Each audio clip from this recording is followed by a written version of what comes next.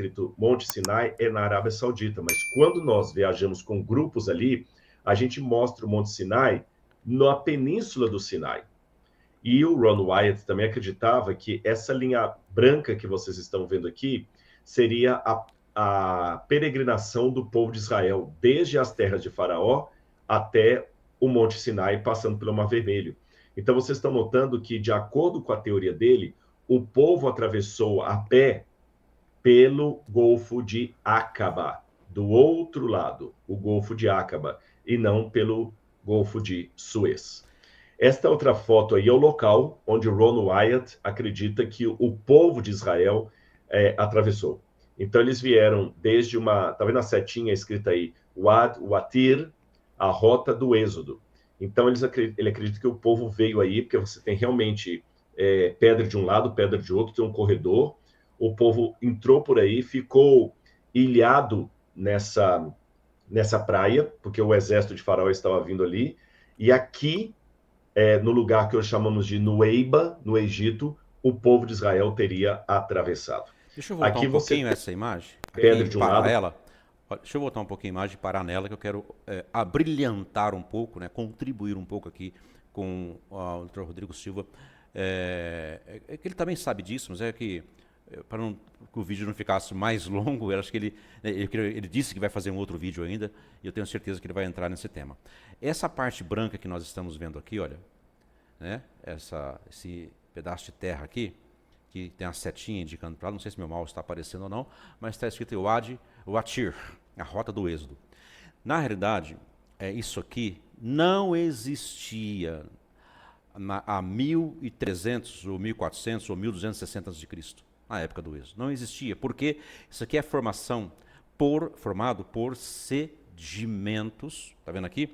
Aqui é um corredor, eu conheço aqui essa região, já estive filmando aqui, já entrei nesse corredor aqui.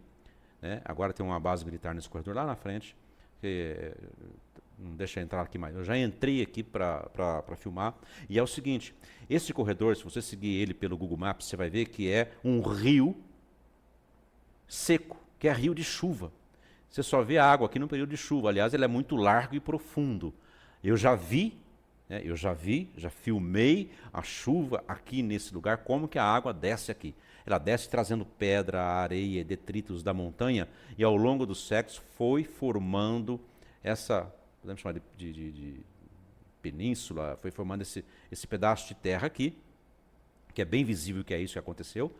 E durante a praia, ao longo da costa do Mar Vermelho, aqui do Golfo de Aqaba, tem dezenas de outros lugares como este, que forma isso daqui. Mas há 1300, 1260 ou 1400 anos, que diverge aí a data da saída do Êxodo, não existia isso daqui deste tamanho. Então, argumentar que caberia aqui 600 mil pessoas, fora mulheres e crianças, animais, tendas e tudo que eles tinham, não suporta. O lugar não cabe, não caberia. Isso há 3.400 anos atrás, não caberia nada aqui, porque isso aqui talvez nem existia, ou se existia, não tinha esse tamanho, era bem menor. Então, um dos argumentos que isso aqui serviu de base, eu conheço a região ali, não é verdade. Isso aqui não faz parte das montanhas, isso aqui é sedimentos, que continua crescendo ainda, porque aqui, gente, no deserto chove muito, e chove forte. Chove pouco por ano, mas quando chove, as chuvas torrenciais. Eu já presenciei isso na Península do Sinai, nesse lugar aqui, no vídeo Destinos com Carlos Caprice, um outro canal que eu tenho um vídeo desse lugar mostrando o rio que desce aqui, para vocês terem uma ideia, a força da água que rola as pedras. Uma vez, nessa estrada aqui que segue, que vai para o norte, vai lá para a fronteira de Israel com o Egito, nós ficamos parados 6 horas, porque as chuvas trouxeram tantas pedras das montanhas, né, que tiveram que vir máquinas para limpar a estrada das pedras para que nosso ônibus prosseguisse. Então isso aqui não existia há 3.400 anos, então falar que foi a base do povo, que com animais, com carroças, com viveres, com 600 mil pessoas, fora mulheres, velhos e crianças, é uma incoerência. É como dizer que Jundiaí, onde eu estou, e Várzea e Campo Limpo, que é tudo unido, caberia aqui dentro disso aqui. É a população de Jundiaí, Várzea e Campo Limpo. Não cabe. Sabe? Olha, crer também é pensar. Não é só ouvir e não pensar sobre o layout total daquele assunto. Caberia aqui 600 mil pessoas? Caberia aqui a sua cidade, a metade da sua cidade? Não caberia. Mas não caberia mesmo. Então, é mais um ponto aí de discórdia dessa tese de que aqui foi palco da... E outra, uma segunda questão é, será que Moisés, que conhecia essa região, colocaria essas pessoas para andar por um rio seco, sabendo que se viesse uma chuva, tudo ia ser lavado? Não é possível. Muitos podem sustentar que Deus previu que não choveria para que eles andassem por ali. Tudo bem, contra a fé, a gente não tem argumentos.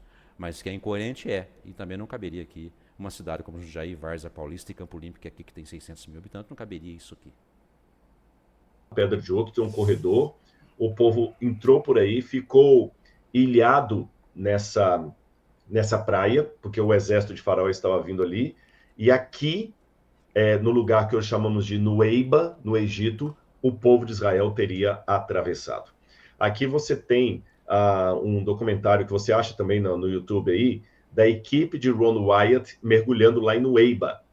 Aí agora você deve estar perguntando, e o que foi que eles encontraram lá embaixo do mar? Agora que nós começamos com a parte mais interessante, que talvez são essas imagens ou vídeos que você tenha encontrado por aí. Eu não coloquei os vídeos dele aqui, senão o YouTube me dá restrição. Então, olha, eu tentei fazer um curso de mergulho, porque minha intenção era, nesse terceiro vídeo que eu ia fazer, eu ia mergulhar ali na praia de Nueiba, né, ali em frente de Nueiba, mostrando o que tem no fundo ali, né, porque eu vi fotos que ele publicou nas décadas passadas, que não é muito profundo ali. Do ponto que eles estão olhando alguns artefatos, dá para ver o nível da água.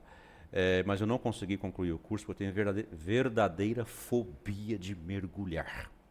Mas quando eu for fazer esse documentário, se eu for fazer, eu penso que sim, eu vou pagar por mergulhadores egípcios, já tenho quem faz isso, vou ficar lá e eles vão filmar o que vão ver debaixo d'água.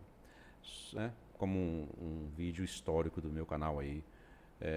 Penso que fazer esse ano ainda, vamos ver como vai ocorrer, porque eu vou ter que rodar alguns países gravando documentários históricos para o canal. Café com História. Eu só coloquei as fotos, tá bom? Vamos ver aqui. A imagem está espelhada ou côncava. Foi a Jaqueline Corrêa. Sim, Jaqueline, a imagem dele está ali porque o mapa que ele mostra já mostra a curvatura da Terra. Ele não acreditava na Terra plana, né? Então vamos lá.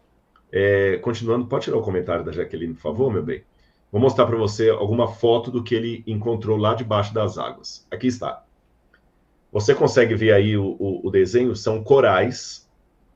E o desenho que está à esquerda, de quem está vendo, ele mostra o eixo.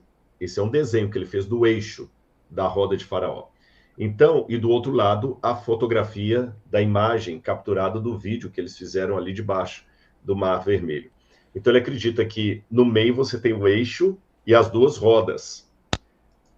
A tese de Ron Wyatt era a seguinte: as rodas dos carros de Faraó caíram lá embaixo, com as carruagens também, e com o passar do tempo, as rodas, por serem feitas de metal, elas foram mais preservadas do que a carruagem, que era feita de madeira. Então, o que acontece? Os corais começaram a cobrir as rodas de Faraó e fizeram aquele formato ali, tá certo? Então, eram as rodas recobertas de corais. Vou mostrar de novo para vocês aqui, olha. Tá vendo? O coral, o eixo no meio e as duas rodas. Outro coral que ele fala que eram rodas de Faraó, que estavam ali recobertas de coral marinho. E ele... Bem, segundo Flávio Joséfo, a quantidade de carroças eram muito grandes, eram mais de 600. Né? São 1.200 rodas, vamos dizer. Como que não achou uma quantidade, já que uma ou duas estão preservadas, né, entre aspas, lá? Cadê as outras 1.200? Pelo menos umas 200 ou 300 era para ser achado nesse estado que está esta. Né? É, ossos de cavalo também foi achado, segundo eles, ossos de cavalo. Mas se cada biga tinha 2 cavalos, estamos falando de 1.200 cavalos só das bigas, fora os cavaleiros, a infantaria a cavalo. Portanto, uma quantidade enorme de cavalos. Que foi achar um osso, cadê o restante? Se um osso está preservado, cadê o restante? E outra coisa também, aquela rota que ele mostrou lá atrás, a rota do êxodo, segundo Ronald Wright, o exército do faraó não tinha condições de atravessar o deserto sem água e sem alimento. Então, 300, quase 400 quilômetros da saída do Egito até chegar em Nueba, fazendo aquele trajeto todo, um exército não teria condições de suporte, de retaguarda, de alimento, de víveres, de carroças que quebra, de andar essa distância até chegar no Golfo de Acaba do outro lado. Uma incoerência também nessa tese. Mostrou também ali esta imagem, que ele fala, olha, aqui é bem nítido, uma roda foi até bem preservada. De um lado ele tem o coral desenhado, do outro uma das rodas da carruagem de Faraó lá embaixo. E essa roda, muito impressionante, foi em 1988, quem perguntou a data aí, olha, ele encontrou o que ele defendeu como sendo uma roda de ouro com um aro quádruplo no fundo do Mar Morto.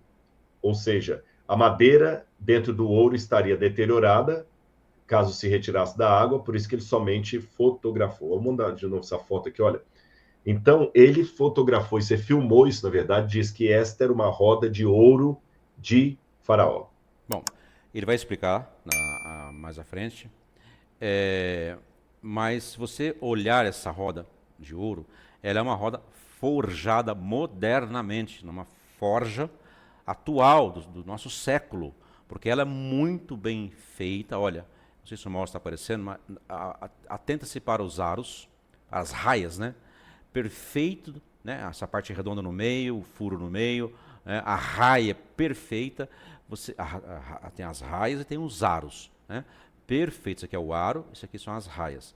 Então, perfeito, é uma forjaria moderna, atual. Na época dos faraós não tinha uma forjaria tão perfeita. Tinha para faca, pequenos utensílios, como você pode ver no Museu do Cairo, mas para objetos grandes não tinha uma usinagem tão perfeita para fazer uma roda aqui. Olha, repare que realmente foi feito numa forjaria moderna.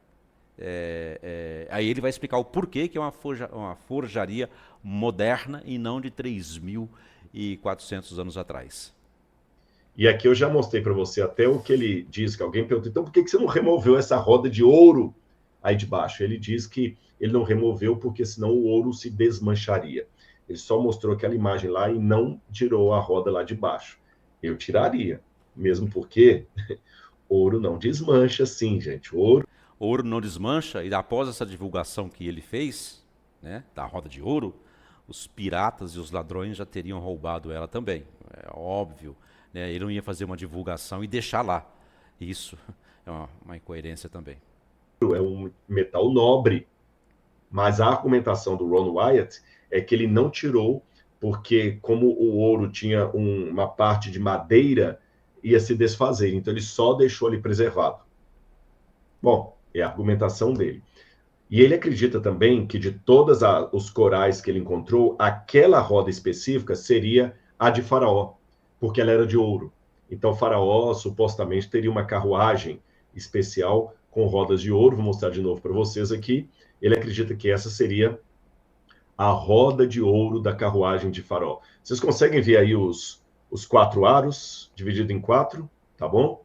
Ouro é eterno. Abraços, doutor Rodrigo. Exatamente, Laércio. Concordo com você.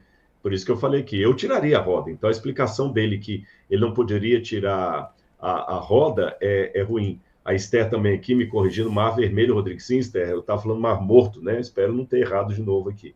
Mas obrigado, viu? Então, realmente, por que ele não tirou? Pode mergulhar lá? Moraes perguntou. Pode mergulhar lá? Sim, Moraes, pode. Aliás, um dos lugares mais lindos para mergulhar é no Eiba. Eu estou esperando. E também perto de Sharm el-Sheikh, que é um lugar lá que as pessoas mergulham muito em Sharm el-Sheikh.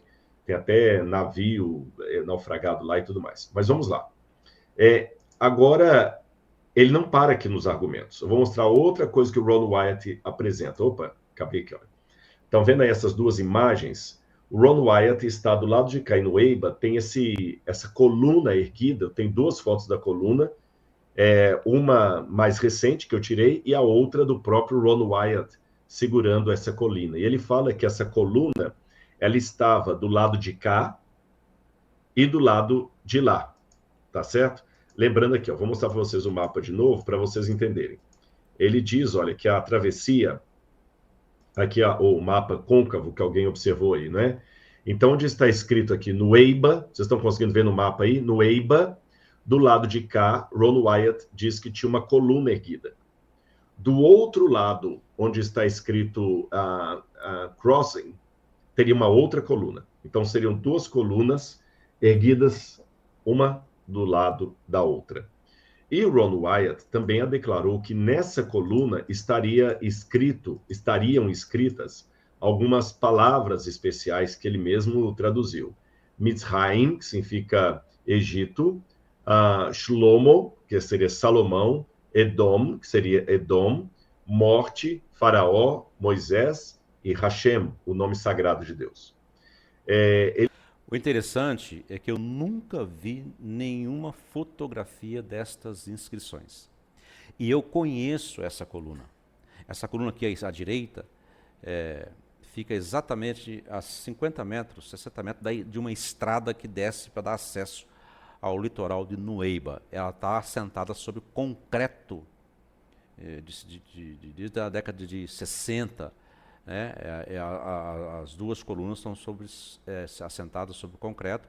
E se fosse uma coluna antiga, jamais estaria concreto, porque eles faziam as colunas com 2, 3 metros de profundidade sem assentar em concreto algum.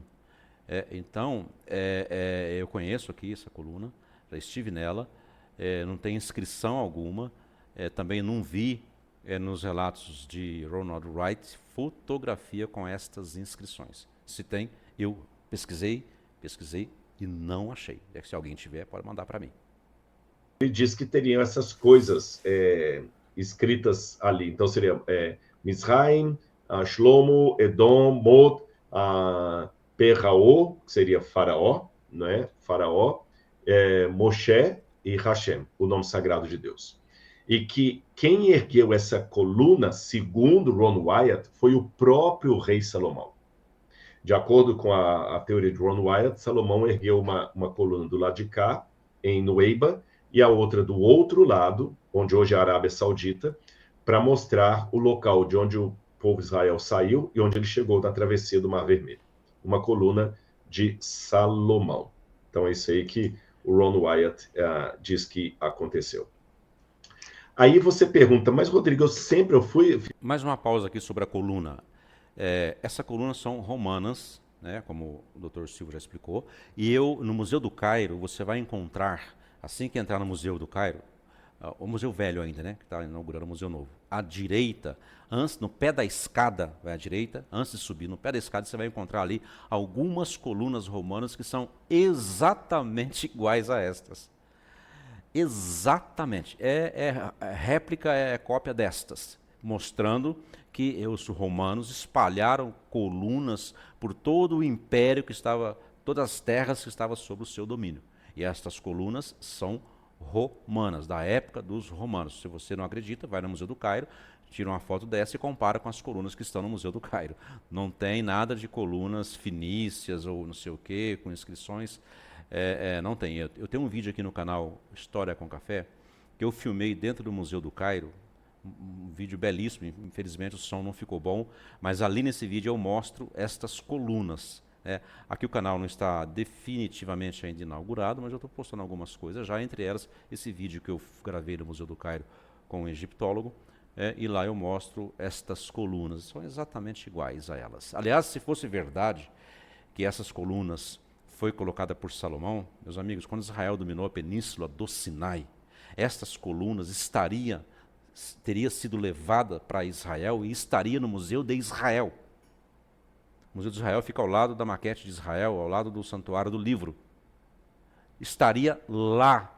Por que Israel foi deixar essa coluna que Salomão colocou ali? Isso é um fato histórico fenomenal. E se fosse verdade também, hoje Israel saberia que aquele era o ponto de travessia. Mas Israel não reconhece.